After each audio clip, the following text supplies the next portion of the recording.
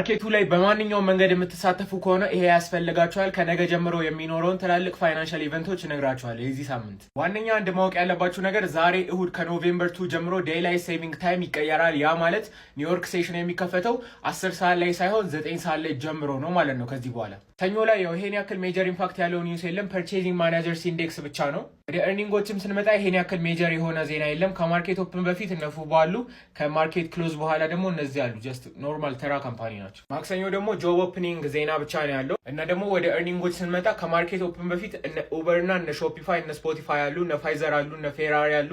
እነዚህ ሜጀር ኢምፓክት ያመጣሉ ተብሎ ይጠበቃል። ከክሎዝ በኋላ ደግሞ ያሉት እነ ኤኤምዲ ናቸው። ኤኤምዲ የሮቡ ላይ በጣም ኢምፓክት ሊያመጣ ይችላል፣ ምክንያቱም ትልቅ የሆነ ካምፓኒ ነው። እሺ ሮብ ከሁሉም የተሻለ ነው። ነን ፋርም ኢምፕሎይመንት ቼንጅ አለ፣ ከኤንኤፍፒ ጋር የተለያየ ነው እና የዛን ሁለት ሮብ ከማርኬት ኦፕን በፊት የሚለቀቁ የኤርኒንግ ዜናዎች አሉ። ከነዛ መካከል እነ ማክዶናልድስ እነ ሌመኔድ እነ ዩኒቲ አሉ።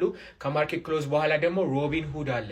ሮቢን ሁድ በጣም ወሳኝ ነው። አይ ቲንክ ይሄ ደግሞ ኳልከም ነው። ኳልከምም ኢምፓክት ይኖረዋል። ሐሙስ የሚኖረው ዜና ኢኒሻል ጆብለስ ክሌምስ ብቻ ነው እና ደግሞ ያን ያክል ኢምፓክት የሚኖረው ኤርኒንግ ዜና አይኖርም፣ ከማርኬት ኦፕን በፊትም ከክሎዝም በኋላ ማለት ነው። በዛ ቀን አርብ ያው ኤንኤፍፒ ይኖራል፣ አንኢምፕሎይመንት ሬትም ይኖራል እና ደግሞ አሁን ገቨርንመንት ሸትዳውን ላይ ስላሉ የሚፈጠረው ነገር አይታወቅም። እንግዲህ ወደ ኤርኒንጉ ደግሞ ስንመጣ ምንም አይነት ነገር የለም ማለት ይቻላል። አርብ ሳምንቱ እንደዚህ ጨመቅ አድርጌ በየሳምንቱ አቀርብላችኋለሁ። ፎሎ ማድረግ እንዳረሱ